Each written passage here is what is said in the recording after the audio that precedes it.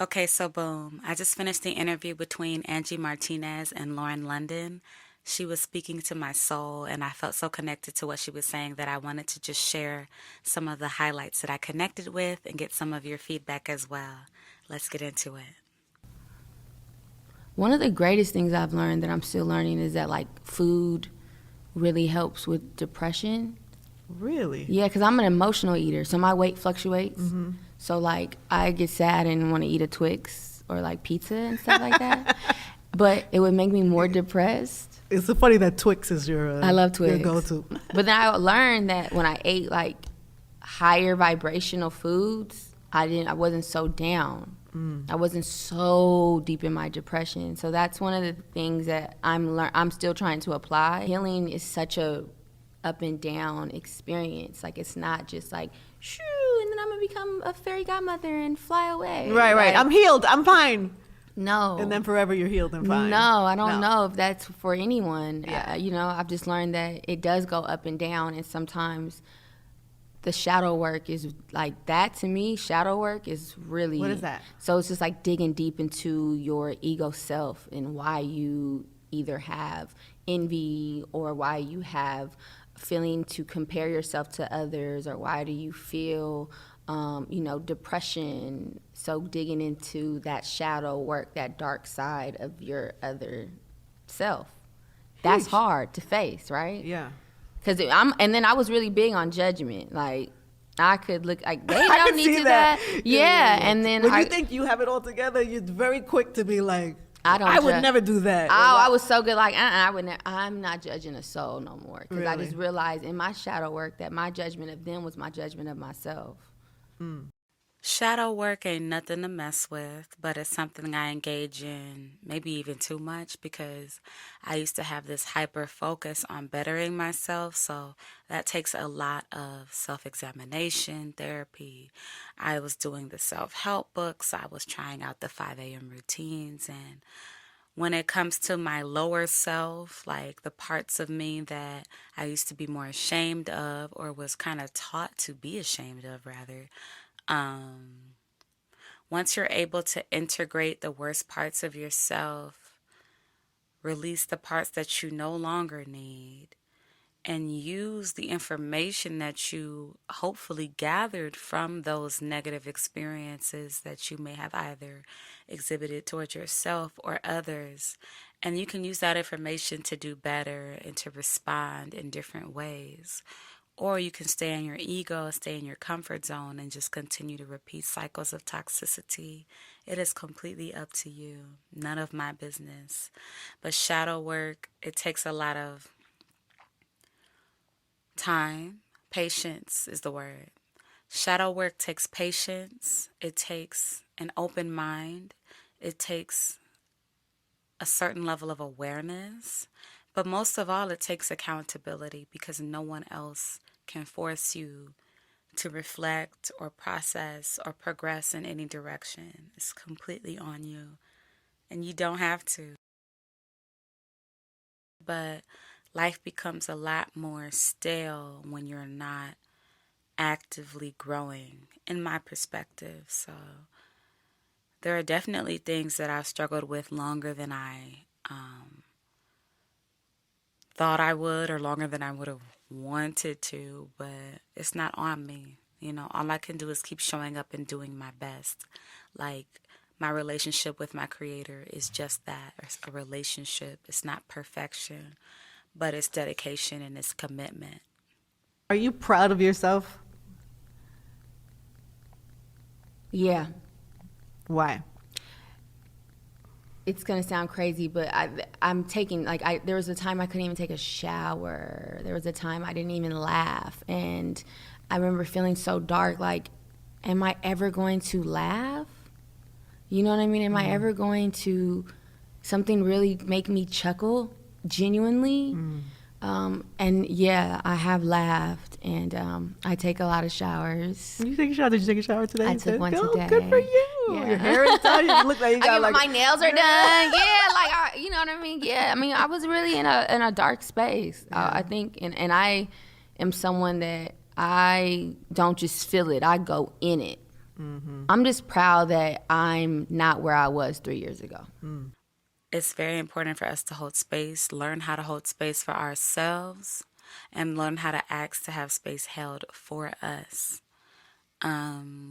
Because when you're that low where you can't clean yourself, feed yourself, you don't want to go anywhere, be anything,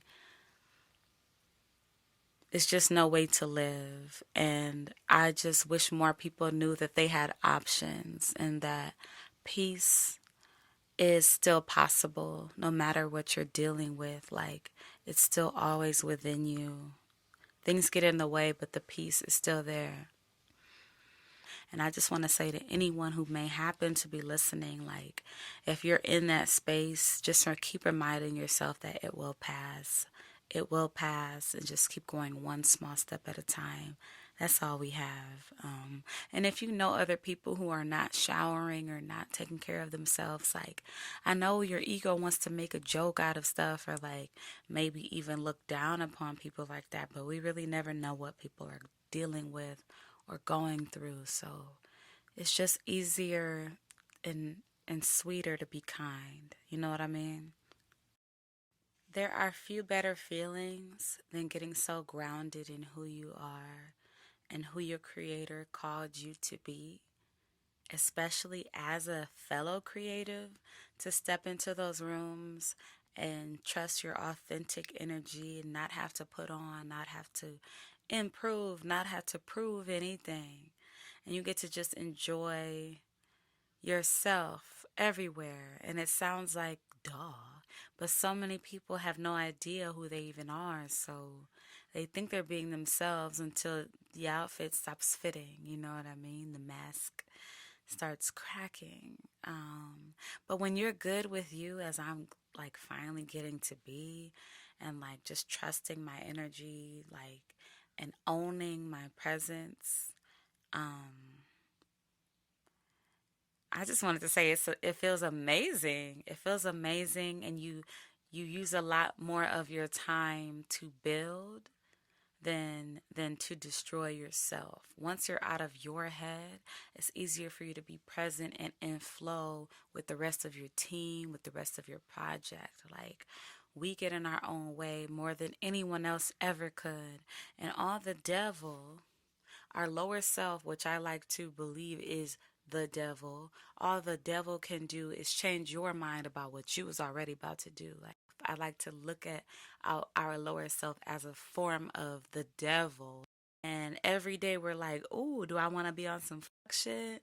Or do I want to do the right thing? You know what I mean? And sometimes that fuck shit is you putting your own art in a cage, in a box, and throwing it in a closet, sliding it under your bed until it's ready, until it's perfect, until it's good enough.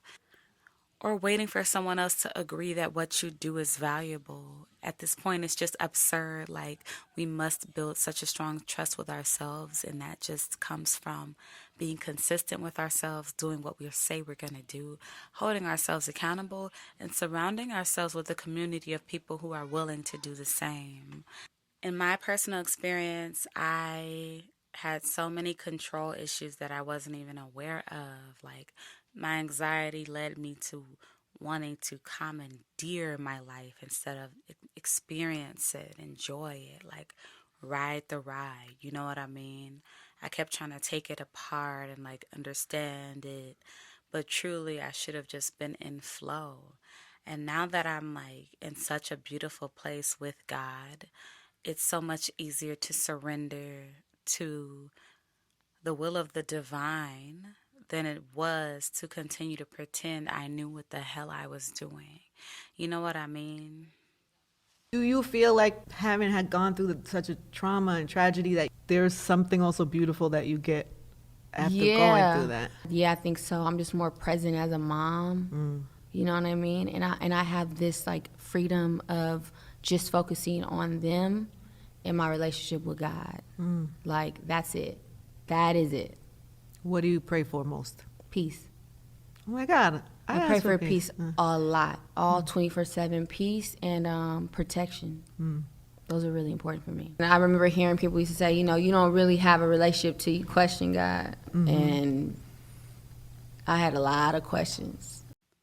There's a beauty to being open to where God wants you to be at every moment and who God needs you to be for yourself and those around you, as opposed to going through life with this really tight, constricted idea of who you need to become in order to fulfill your egoic desires. Like, there's a beauty to letting and go and putting down all of your wants, and what you think you need to be happy, and allowing God to literally take your hand and guide you to what's literally best for you and was literally designed for you, whether it's an experience, a person, a job, like travel. Like, God has taken me all over the world and none of it was ever a part of the plan, you know? So I'm hoping to keep that energy and let God lead me, because every time I try to be in control, everything literally explodes and it's exhausting for me. It's draining. So I'm going to give it to the Father, the Mother, and I am going to wait on the cue of the universe, because I be moving too much and doing too much too fast in every regard and still be late. A lot of times, not all the time, we are in such of a in our ego that we are in possession of another person. We're not experiencing them. We're not totally loving them and letting them be free. We think we're supposed to be together forever, right? I just don't feel the need to participate in my ego and someone else in theirs anymore. And I've experienced pure love. I am not without pure love. I might not ever be married, but I experience pure love. And that's with You Nip. experience it now. I mean, with Nip. Oh. I got that. I got to see that on earth. Woo. I don't need to do that again. I like to feel enlightenment with God. Now, like I said, I don't know when I'm 50, 60, 70. But 37, I'm good. I'm good. I've done a lot of free service for the hopes of becoming America's next top girlfriend. There's this weird thing called the patriarchy that has led a lot of men to believe that women need to prove their worth for some unknown amount of time or struggle before a man could actually see any value in her. And even still, that value is based in, wow, she didn't leave after all that. What a loyal mule, you know? Or, wow, she cooked and cleaned and turned my house into a home. What a nice servant. It's like it always has this level of, like, I don't know, a lot of people mix the word submission with servitude, you know what I mean? Like, and if you like it, I love it. I'm barely attracted to men at this point. My attraction to men is this thin. It is only physical and platonic. But the like, continuing to try to place these ineligible men into this romantic role would have been the death of me. Like, I'm so happy I don't prioritize the male gaze. I'd never have and don't feel any way about being a single woman. Like, I'm in no rush to be chosen or claimed, because all those gifts come with curses. You know what I mean? And it's not about it being all bad, because I'm not a pessimist in any regard, but a lot of men literally want women to sign up to play a fantasy role for them. And I'm not with the self-serving shit. Like, she even goes in to say about relationships, romantic relationships being ego-driven. And it's like, what's she gonna do for me? What's she gonna cook for me? How's she gonna bounce for me? Like, is she gonna laugh at my jokes and rub my shoulder and, like, make me feel strong and resourceful and powerful? And it's like, I am love. And I don't need that like reflected back at me at every moment. Of course, I'm a human and I have times where I seek companionship, but I'm not a person that's like, I need to get married and I need to have children, like these things. Marriage, marriage and children are not on my timeline. They're not in my thoughts. Like, I have completely rejected from the patriarchal American dream of like being someone's something. Like, at this point, I'm not even really into the idea of long term monogamy. Like, to each his own. But in the realm of just like those insecure men who think a woman's job is to just make them feel better whilst contributing nothing, either materially or emotionally or mentally or physically back, is absolutely absurd. Every other facet of life includes some form of barter. You go to the store, you pay for your goods, you take your car to the mechanic, and you do all these wonderful things to make sure it's good because you value your materials. But when it comes to women, many, many, many men don't even put women in the same, they don't even look at women in that way of someone to cater to, pour into, and maintain, like the maintenance of our peace, the maintenance of our relationship. It's not on your mind because you've seen man after man after man, and most of your own fathers not prioritize that. So why would you just randomly do it? And men do not get valued for valuing women out loud. So now, the nicer you are to me and the more forward thinking romance you give me, the more corny you feel. And you almost feel a little gay for being so nice and sweet with me. So now I have to deal with you being stale faced, and I'm supposed to wait for you to open up. And then you tell me it's because I was never allowed to open up as a child. And then I tell you, I've been hearing men say this for the last 5 years. What's the next step? Do you go to the therapist? Do you open a book? Do you invest in your emotional maturity? Or do you walk around and say, I'm a baby. I'm just a baby. But you want to be on some grown man shit when it's time to take our clothes off.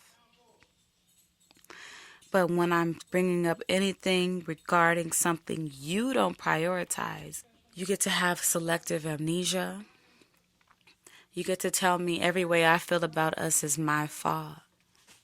But if you are walking around not getting off and I'm your partner, the way I look at it is that's our problem. But if I'm walking around and I'm not feeling too good about us, to many men, that's just my problem. It's me thinking too hard when I'm surrounded by men who don't think enough. Of course, everything's gonna be not deep to someone who is so superficial you can't even poke them. So, a part of it is also my end and lacking the discernment or just not having built it enough at the time to not even entertain certain types of men who don't share core values with me. But there's also the fact that I've gone years now, never, not even meeting platonic people that share the core values that I do. If I'm out here doing the actual work from therapy, not just talking about going to therapy.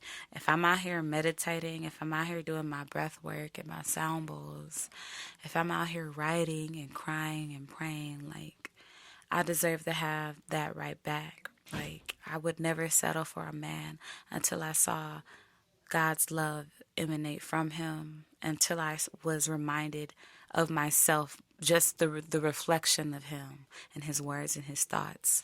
But I see these niggas and I don't see myself in any of them.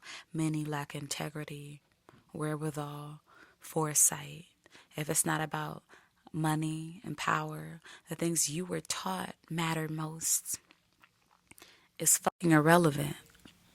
I think I used to have a really smart ass mouth. Yeah, I could see that. I could I totally think I was see that. always. I always say I'm not good for the male ego. I'm not. I'm not the partner for. If you have an ego that needs to be stroked, I'm not your girl. You got the wrong chick. Because I'm giving all truth.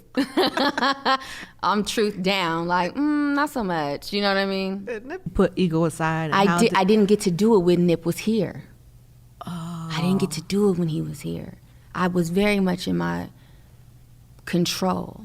Me, that has nothing to do with you. I think people feel, I think people, and it makes people afraid to hear me say that. Because then they have to, not saying you, but like, then it's like, can people really exist by themselves? Yeah. Everybody doesn't have to care about emotional maturity and awareness and contributing to healthy relationships, but I'm definitely absolutely willing to stay single for the rest of my life and just contribute all my extra time to my relationship with my art, my business, and travel. God bless you. You hear what I'm saying? We can have a good time, but you can also leave. When you feel like you need to leave, I want you to be able to go. When I feel like I need to get the fuck out of here, I also want to be able to do that. And I'm not married to the idea that I have to like find someone else to complete some extra part of myself. I'm so filled with love, and I'm so just enamored by the idea of taking all the time I used to give to these niggas and putting it into myself, my relationship with God, my art, meditations, and music. Like, nothing sounds more fulfilling to me than to continue to create and destroy as needed. Like, I don't want to be tied down to anything. I'm not trying to be contractually bound to another human. Like, I'm cool. So I felt her 1000%. It's a lot of work when you do meet your match and you're equally yoked, but I'm willing to do that work if it appears before me, but I'm at a point where I feel like my relationship with art is just like, they would have to understand it, be a fan of it, and prayerfully contribute to it. Because I'm more so about that work husband, work wife energy. Like, I'm trying to collaborate with my lover, manifest and exchange memories, like just really, really contribute to as many positive and beautiful memories together as possible. That's what I believe a relationship is supposed to be. But many of mine have just been imbalanced, is the word I'm going to say. Yes, there were times where I wasn't able to ask for what I needed. But there are more times where I ask for what I needed, which is like, hey, can we talk a little more often than never? Or like, hey, do you want to do nice things sometimes together? I don't know.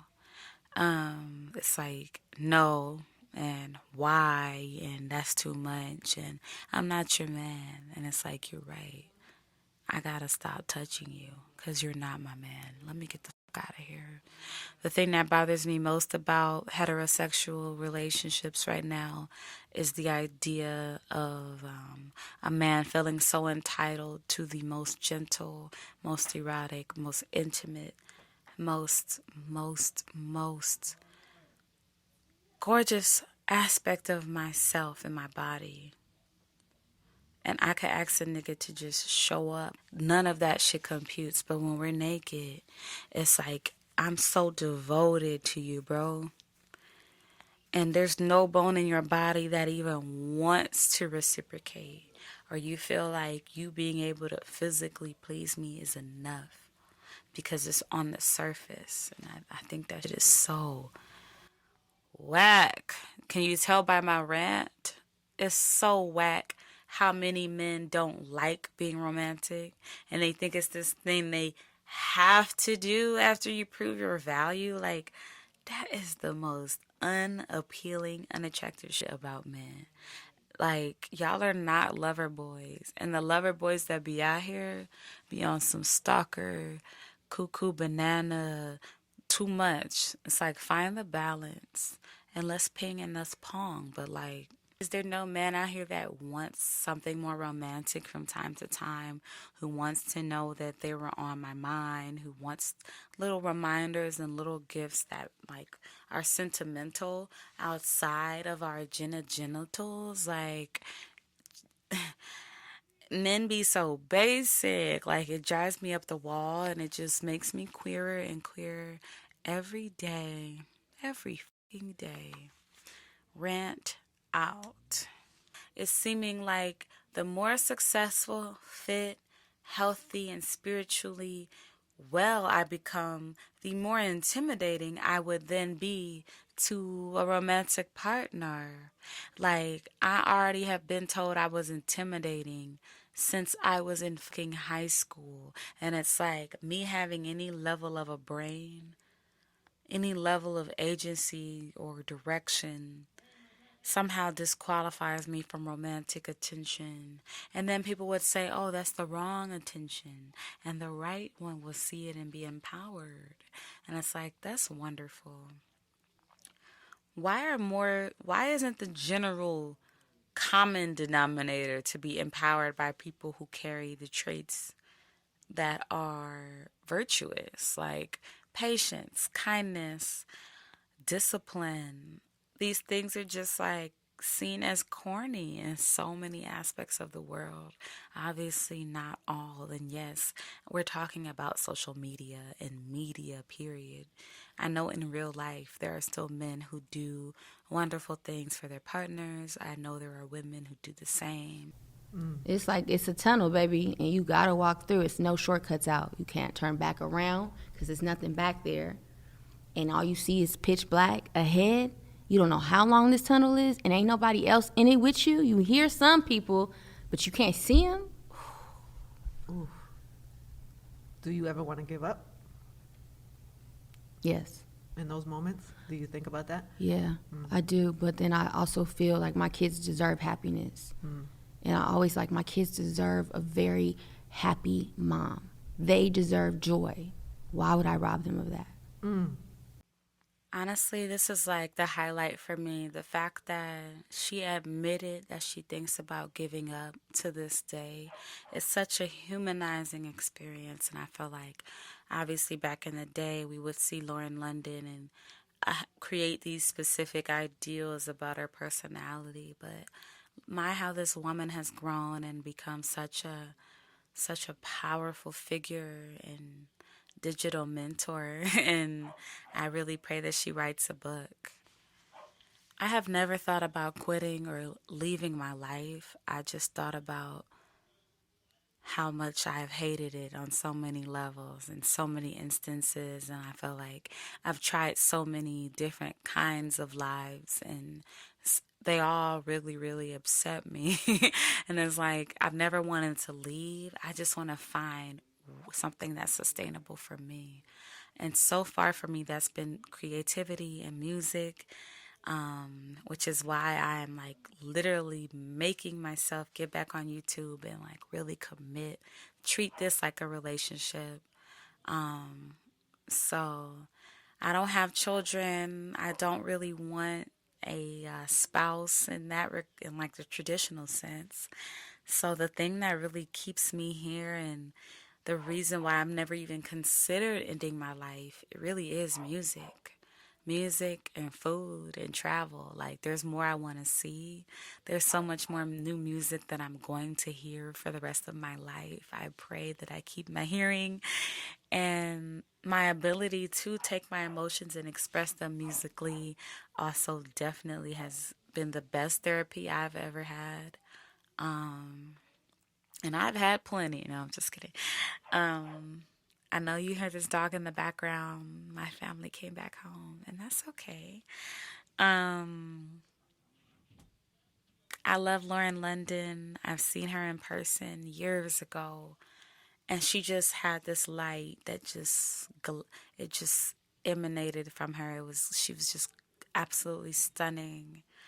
And now to see how much she's developed as a woman, as a spirit, as a soul, it really, really inspires me because so much of what she said is how I've been feeling I've never lost anybody in that sense of the word, but I've lost myself plenty. And I have been, I'll say it this way, I am a survivor. You know what I mean? So dealing with sexual trauma or just the overall overarching plight of the dark, kinky black woman, queer at that, an artist at that,